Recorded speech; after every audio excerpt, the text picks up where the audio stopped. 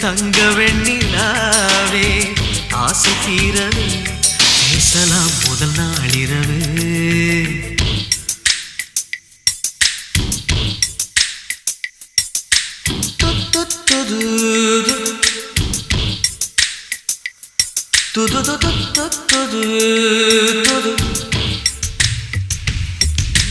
மீனம்மா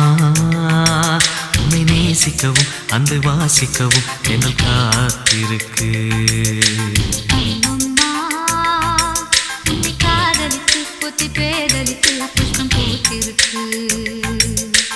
உன்னை தொட்ட தென்றல் வந்து என்னை தொட்டு என்னென்னவோ சங்கதிகள் சொல்லிவிட்டு போக